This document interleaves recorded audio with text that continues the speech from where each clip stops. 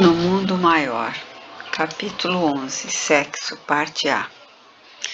Ainda sob a impressão desagradável colhida do drama de Cecília, acompanhei Calderaro a curioso centro de estudos, onde elevados mentores ministram conhecimentos a companheiros aplicados ao trabalho de assistência na crosta. Não é templo de revelações avançadas, informou o instrutor, mas instituição de socorro eficiente às ideias e empreendimentos dos colaboradores militantes nas oficinas de amparo espiritual, cátedra de amizade criada para discípulos a quem o esforço perseverante enobrece. Ante minha indagação de aprendiz, continuou o bondoso, esses amigos reúnem-se uma vez por semana, a fim de ouvirem mensageiros autorizados no tocante a questões que interessam de perto nosso Ministério de Auxílio aos Homens. Estimo teu comparecimento hoje, porquanto o emissário da noite comentará problemas atinentes ao sexo, uma vez que estudas nestes dias os enigmas da loucura com tempo curto para a realização de experiências diretas. A palestra vem ao encontro de nossos desejos. Não foi possível maior conversação preliminar. O assistente observou que os trabalhos já estariam iniciados. Seguimos por isso sem maiores delongas. Com efeito, encontramos a Assembleia em plena função. Pouco mais de 200 de companheiros do nosso plano ouviam, atenciosos, iluminado condutor de almas. Sentamo-nos, por nossa vez, respeitosamente à escuta. O portador da sabedoria, cercado de viva luminosidade, prelicionava sem afetação. Palavra bem timbrada, penetrando-nos o íntimo pela inflexão da sinceridade, falava simples. No exame das causas da loucura entre individualidades, sejam encarnadas, sejam ausentes de carne, a ignorância quanto à conduta sexual é dos fatores mais decisivos. A incompreensão humana dessa matéria equivale à silenciosa guerra de extermínio e de perturbação que ultrapassa, de muito, as devastações da peste referidas na história da humanidade. Vocês sabem que só a epidemia de bubões, no século VI de nossa era, chamada peste de Justiniano, eliminou quase 50 milhões de pessoas na Europa e na Ásia. Pois esse número expressivo constitui bagatela comparado com os milhões de almas que as angústias do sexo dilaceram todos os dias. Problema premente este que já ensandeceu muitos cérebros de escola, não podemos atacá-los a tiros de verbalismo, de fora para dentro, à moda dos médicos superficiais que prescrevem longos conselhos aos pacientes, tendo na maioria das vezes absoluto desconhecimento da enfermidade. Agora que nos distanciamos das imposições mais rijas da forma, sem nos libertarmos, contudo, dos ascendentes fundamentais de suas leis que ainda nos subordinam às manifestações, compreendemos que os enigmas do sexo não se reduzem a meros fatores fisiológicos. Não resultam de automatismos nos campos da estrutura celular, quais aqueles que caracterizam os órgãos genitais masculinos e femininos, em verdade substancialmente idênticos, diferenciando-se unicamente na expressão de sinalética. A esse respeito, formulamos conceitos mais avançados. Se aí residem forças procriadoras dominantes, atendendo aos estatutos da natureza terrestre reguladores da vida física, temos na inquietação sexual fenômenos peculiares ao nosso psiquismo, em marcha para superiores zonas de evolução. Doloroso é, porém, verificar a desarmonia em que se afundam os homens com sombrios reflexos nas esferas imediatas à luta carnal. Inúmeros movimentos libertadores estalaram através dos séculos no anseio da vida melhor. Guerras sangrentas de povo contra povo, revoluções civis espalhando padecimentos inomináveis têm sido alimentadas na Terra no curso do tempo, em nome de princípios regeneradores, segundo os quais se abrem novas conquistas do direito do mundo.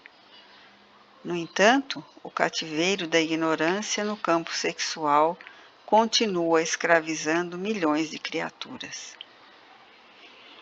Inútil é supor que a morte física ofereça solução pacífica aos espíritos em extremo desequilíbrio, que entregam o corpo aos desregramentos passionais. A loucura em que se debatem não procedem de simples modificações do cérebro, dimana da desassociação dos centros perispiríticos, o que exige longos períodos de reparação. Indiscutivelmente, para a maioria dos encarnados, a fase juvenil das forças fisiológicas representa delicado estádio de sensações, em virtude das leis criadoras e conservadoras que regem a família humana. Isso, porém, é acidente e não define a realidade substancial. A sede do sexo não se acha no corpo grosseiro, mas na alma, em sua sublime organização. Na esfera da crosta distingue-se homens e mulheres segundo sinais orgânicos específicos. Entre nós, prepondera ainda o jogo das recordações da existência terrena em trânsito, como nos achamos para as regiões mais altas. Nesta, sabemos, porém, que feminilidade e masculinidade constituem característicos das almas acentuadamente passivas ou francamente ativas. Compreendemos, destarte, que na variação de nossas experiências adquirimos gradativamente qualidades divinas, como sejam a energia e a ternura, a fortaleza e a humildade, o poder e a delicadeza, a inteligência e o sentimento, a iniciativa e a intuição, a sabedoria e o amor, até lograrmos o supremo equilíbrio em Deus. Convictos dessa realidade universal, não podemos esquecer que nenhuma exteriorização do instinto sexual na Terra, qualquer que seja a sua forma de expressão, será destruída, senão transmudada no estado de sublimação. As manifestações dos próprios irracionais participam do mesmo impulso assensorial. Nos povos primitivos, a eclosão sexual primava pela posse absoluta. A personalidade integralmente ativa do homem dominava a personalidade totalmente passiva da mulher. O trabalho paciente dos milênios transformou, todavia, essas relações. A mulher-mãe e o homem-pai deram acesso a novos sopros de renovação do espírito. Com bases nas experiências sexuais, a tribo converteu-se na família. A taba metamorfoseou-se no lar. A defesa armada cedeu ao direito a floresta selvagem. Transformou-se na lavoura pacífica.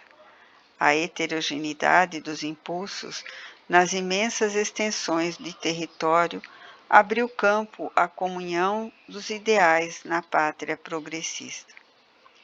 A barbárie ergueu-se em civilização, os processos rudes de atração transubstanciaram-se nos anseios artísticos que dignificam o ser. O grito elevou-se ao cântico e, estimulada pela força criadora do sexo, a coletividade humana avança, vagarosamente embora, para o supremo alvo do divino amor. Da espontânea manifestação brutal dos sentidos menos elevados, a alma transita para a gloriosa iniciação. Desejo, posse, simpatia, carinho, devotamento, renúncia, sacrifício constituem aspectos dessa jornada sublimadora. Por vezes, a criatura demora-se anos, séculos, existências diversas de uma estação a outra. Raras individualidades conseguem manter-se no posto de simpatia com o equilíbrio indispensável. Muito poucas atravessam a província da posse sem duelos cruéis com os momentos do egoísmo e do ciúme, aos quais se entregam desvairadamente. Reduzido número percorre os departamentos do carinho, sem se algemarem por largo trecho aos gnomos do exclusivismo. E às vezes, só após milênios de provas cruciantes e purificadoras, consegue a alma alcançar o zenite luminoso do sacrifício para a suprema libertação, no mundo de novos ciclos de unificação com a divindade. O êxtase do santo foi um dia mero impulso, como o diamante lapidado. Gota celeste eleita para refletir a claridade divina. Viveu na aluvião, ignorando entre seixos brutos. Claro está que, assim como se submete o diamante ao disco do lapidário para atingir o pedestal da beleza, assim também o instinto sexual para coroar-se com as glórias do êxtase. Há que se dobrar os imperativos da responsabilidade, da exigência, da disciplina aos ditames da renúncia. Estas conclusões, contudo, não nos devem induzir a programas de santificação compulsória no mundo carnal. Nenhum homem conseguiria negar a fase da revolução em que se encontra. Não podemos exigir que o Hotentote inculto envergue a beca de um catedrático e se ponha, de um dia para outro, a ensinar o direito romano. Irrisório seria, pois, reclamar do homem de evolução mediana a conduta do santo. A natureza, representação da inesgotável bondade, é mãe benigna que oferece trabalho e socorre a todos os filhos da criação. Sua determinação de amparar-nos é sempre tanto mais forte quanto mais decidido é o nosso propósito de progredir na direção do bem supremo. Não desejamos, portanto, preconizar no mundo normas rigoristas de virtude artificial, nem favorecer qualquer regime de relações inconscientes. Nossa bandeira é, sobretudo, a do entendimento fraternal. Trabalhemos para que a luz da compreensão se faça entre os nossos amigos encarnados, a fim de que as angústias efetivas não arrojem tantas vítimas à voragem da morte, intoxicadas de criminosas paixões. Devido à incompreensão sexual, incontáveis crimes campeiam na terra, determinando estranhos e perigosos processos de loucura em toda parte. De quando em quando, uma que outra vítima procura os hospitais de alienados, submete-se ao tratamento médico, como o operário que traz à oficina de conserto seu instrumento danificado. Nos hospícios encontramos, porém, tão somente aqueles que desgalgaram até o fundo do abismo, amargurados e vencidos. Milhões de irmãos nossos se conservam semiloucos nos lares ou nas instituições. São os companheiros incapazes do devotamento e da renúncia, a submergirem pouco a pouco no caliginoso tijuco das alucinações. De mente desvairada, fixa no socavão da subconsciência, perdem-se no campo dos automatismos inferiores, obstinando-se no conservarem deprimentes estados psíquicos. O ciúme, a insatisfação, o desentendimento, a incontinência e a leviandade alastram terríveis fenômenos de desequilíbrios. Inquietantes quadros mentais se pintam na terra, compelindo-nos a estafante serviço socorrista, de modo a limitar o círculo de infortúnio e de pavor dos que se lançam incautos a temerárias aventuras do sentimento animalizado. Não solucionaremos tão complexo problema do mundo simplesmente à força de intervenção médica, embora seja admirável a contribuição da ciência no terreno dos efeitos, sem atingir, contudo, a intimidade das causas. A personalidade não é obra da usina interna das glândulas, mas produto da química mental. A endocrinologia poderá fazer muito com uma injeção de hormônios, à guisa de pronto socorro às coletividades celulares, mas não sanará lesões do pensamento. A genética, mais hoje, mais amanhã, poderá interferir nas câmaras secretas da vida humana, perturbando a harmonia dos cromossomos, no sentido de impor o sexo ao embrião. Todavia, não atingirá a zona mais alta da mente feminina ou masculina, que manterá característicos próprios, independentemente da forma exterior ou das convenções estatuídas. A medicina inventará 1000 modos de auxiliar o corpo, atingindo em seu equilíbrio interno. Por essa tarefa edificante, ela nos merecerá sempre sincera admiração e fervente amor. Entretanto, compete a nós outros praticar a medicina da alma, que ampare o espírito enleado nas sombras. É mister acender em derredor de nossos irmãos encarnados na terra a luz da compaixão fraterna, traçando caminhos definidos à responsabilidade individual. Haja mais amor ante os vales da demência do instinto, e as derrotadas cederão lugar a experiências santificantes. Como fazer valer o abençoado serviço do médico à vítima da angústia sexual, se tem a defrontá-lo vibrante a hostilidade da família? Como salvar doentes da alma numa instituição de benemerência, se o organismo social esmaga os enfermos com todo o peso de sua opinião e de sua autoridade? Naturalmente, constituiria pieguice rogar à sociologia a transformação imediata dos seus códigos, ou impor à sociedade humana certas normas de tolerância, incompatíveis com as suas necessidades de defesa. Mas podemos manter louvável serviço de compreensão mais ampla, melhorar as disposições dos nossos amigos encarnados na crosta do mundo e despertá-los lentamente para a solução que nos interessa a todos.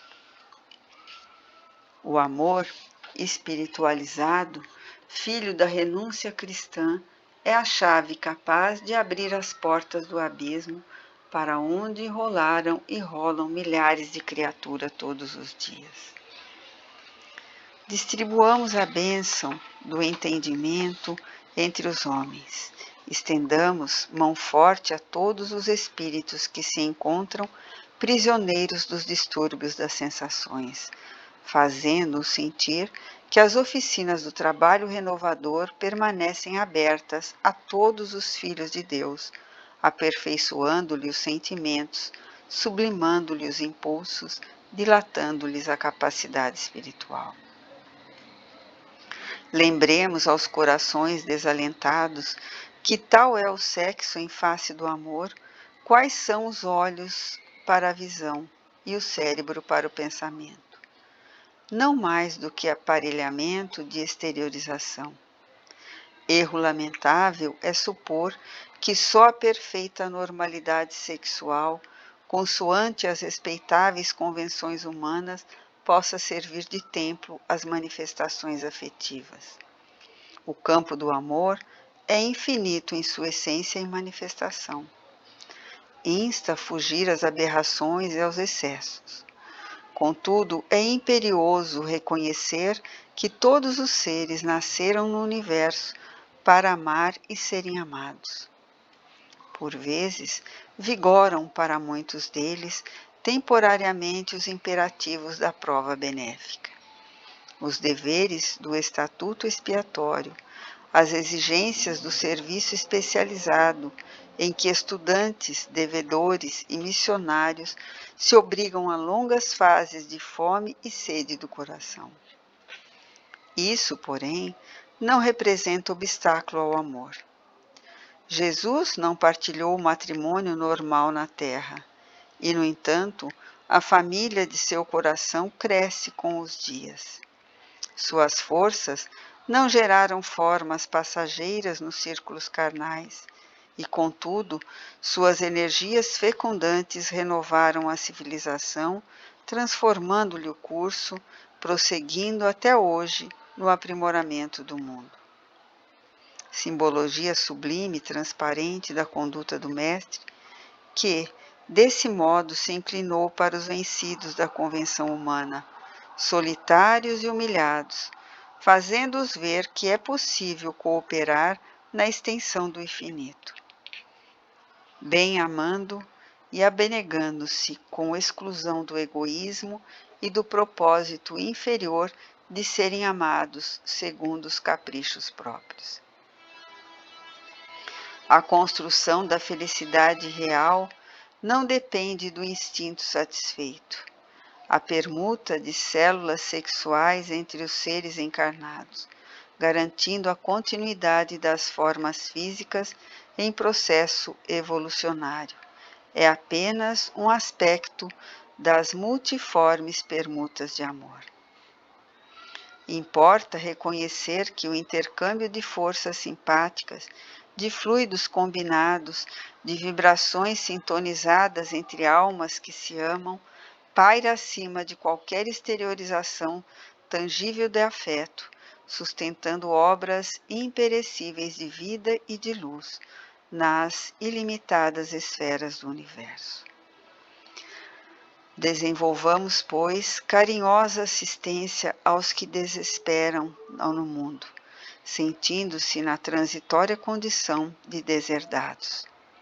Ensinemo-los a libertar a mente das malhas do instinto, abrindo-lhes caminhos aos ideais do amor santificante, recordando-lhes que fixar o pensamento no sexo torturado, com desprezo dos demais departamentos da realização espiritual, através do cosmo orgânico, é estacionar inutilmente no trilho evolutivo e entregar-se inerme à influência de perigosos monstros da imaginação, quais o despeito e a inveja, o desespero e a amargura, que abrem ruinosas chagas na alma e que cominam aos exclusivismos, pena que pode avultar até a loucura e a inconsciência.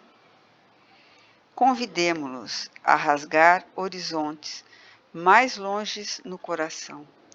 O amor encontrará sempre mundos novos, e para que tais descobertas se coroem de luz divina, bastará à criatura o abandono da ociosidade, que por si mesma combaterá a nefanda ignorância.